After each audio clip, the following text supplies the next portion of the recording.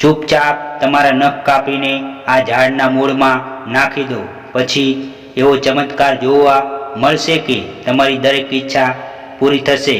નમસ્કાર મિત્રો, જય શ્રી કૃષ્ણ, હર હર મહાદેવ। સ્વાગત છે તમારું એક નવા વિડીયોમાં। મિત્રો, વિડીયો પસંદ આવે તો વિડીયોને લાઈક શેર કરજો અને કોમેન્ટ બોક્સમાં સાચી શ્રદ્ધાથી જય શ્રી કૃષ્ણ, હર હર મહાદેવ લખવાનું ભૂલતા નહીં। તો ચાલો મિત્રો, વિડીયોને શરૂ કરીએ। ઘણા લોકોની આદત હોય છે કે તેઓ નખ કાપતા સમયે તેને આમ તેમ ફેંકી દેતા હોય છે, પરંતુ ભાગ્યે જ લોકો જાણતા હોય છે કે તેમની આ આદત તેમને મોટી મુસીબતમાં ફસાવી શકે છે। તેમની આ આદત તેમના જીવનને મોટા ખતરામાં મૂકી શકે છે। તેવામાં તે વાતોનું ધ્યાન રાખવું જરૂરી છે કે નખ કાપતા સમયે તેને બહાર કોઈ પણ જગ્યાએ આમ તેમ ફેંકવા નહીં। આપણે ઘણી વખત જોયું હશે કે લોકો કાતર અથવા નેઇલ કટરથી નખ કાપીને આમ તેમ ફેંકે છે અને તેવામાં તે તમારા માટે મોટી પરેશાનીનું કારણ બની શકે છે। કહેવામાં આવે છે કે નખ કાપીને આમ તેમ ફેંકવાથી જ તેનો ઉપયોગ તમને પરેશાનીમાં મૂકી શકે છે। ઘણી વખત લોકો દુશ્મની કાઢવા માટે કોઈ જાદુ ટોણાનો ઉપયોગ કરીને તેને પ્રભાવિત કરવાની કોશિશ કરી શકે છે।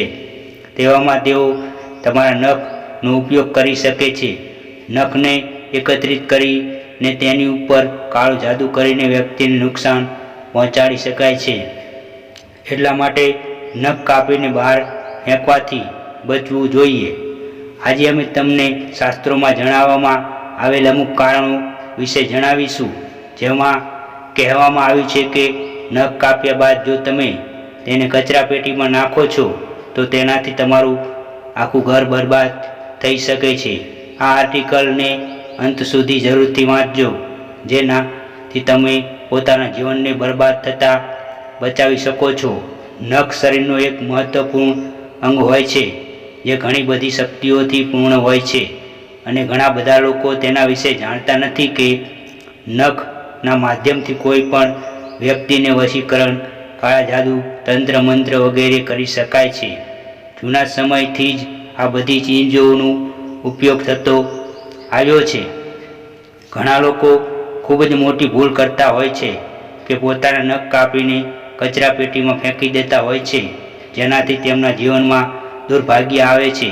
જો તમે આ આર્ટિકલ આખો વાંચી લેશો તો તમે પોતાના જીવનમાં રહેલા દુર્ભાગ્યને સૌભાગ્યમાં બદલી શકો છો અને જીવનમાં ધનની સમસ્યા ચાલી રહી હોય તો નખના માધ્યમથી જ આ ધનની સમસ્યાઓને પણ દૂર કરી શકો છો। વળી બીજી તરફ જો તમારા જીવનમાં શત્રુ હોય તો શત્રુને પણ તમે દૂર કરી શકો છો। નખ શરીરનો એક એવો હિસ્સો છે જેમાં કોઈ પણ વ્યક્તિના ઓરાનો વિકાસ થાય છે। ઓરાનો મતલબ છે આપણી ઉર્જા। કાળા જાદુમાં નખનો ઉપયોગ કરીને કોઈ પણ વ્યક્તિને ઓરાને પકડી લેવામાં આવે છે। ત્યારબાદ વાળનો ઉપયોગ કરીને પણ કાળો જાદુ કરવામાં આવે છે।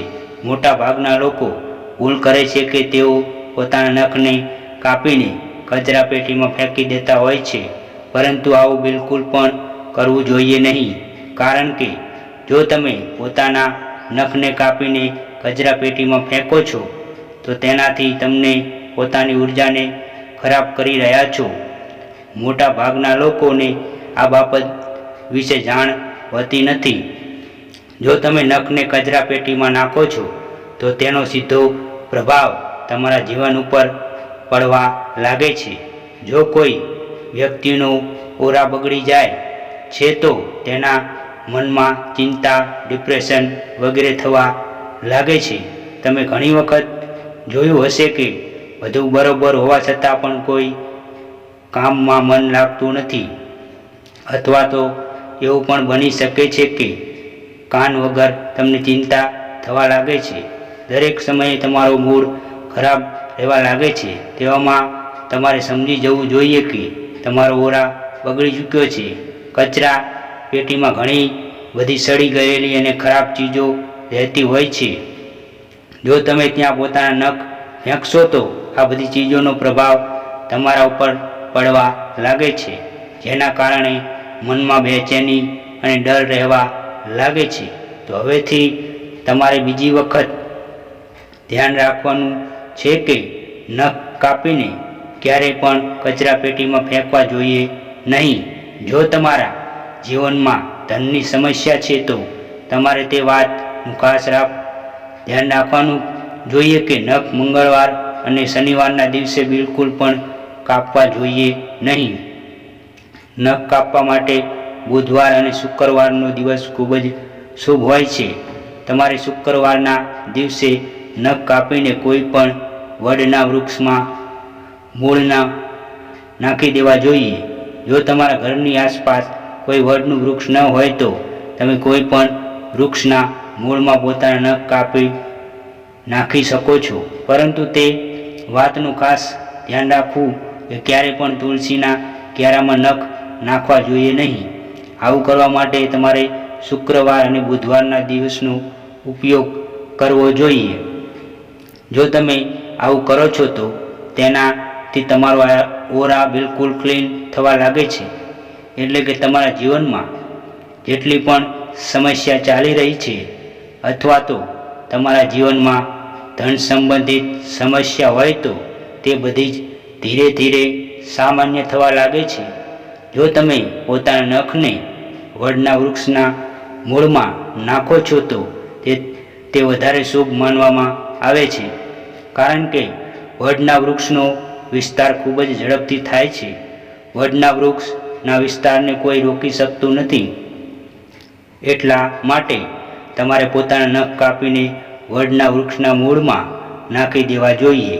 તેનાથી તમને શુભ ફળ પ્રાપ્ત થાય છે. તેથી સાથે સાથે તે વાતનું પણ ધ્યાન રાખવું જોઈએ કે રાતના સમયે પણ નખ કાપવા જોઈએ નહીં. તેનાથી પણ તમે મુસીબતમાં મુકાઈ શકો છો. વળી નખ કાપવાની લઈને કહેવામાં આવે છે કે તેને ફક્ત વાણંદ પાસે કપાવવા જોઈએ. એ તે સિવાય જાતે કાપવા અને અન્ય કોઈ વ્યક્તિ પાસે કપાવવા અશુભ હોય છે. ઘરની અંદર બેસીને નખ કાપવા જોઈએ નહીં.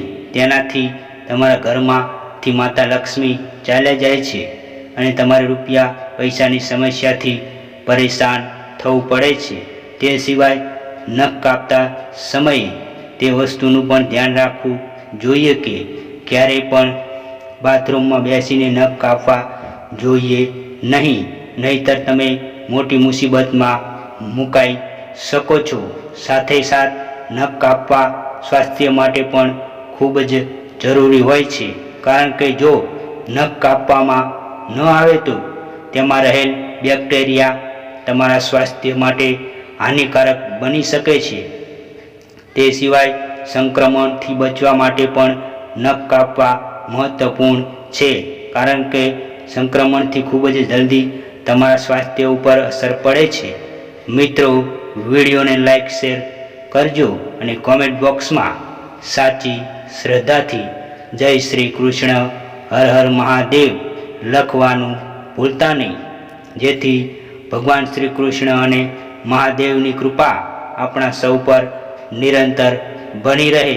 અને મિત્રો, તમે હજુ સુધી અમારી ચેનલને સબસ્ક્રાઈબ ના કરી હોય તો સંજુ ધાર્મિક સ્ટોરી ચેનલને સબસ્ક્રાઈબ કરજો.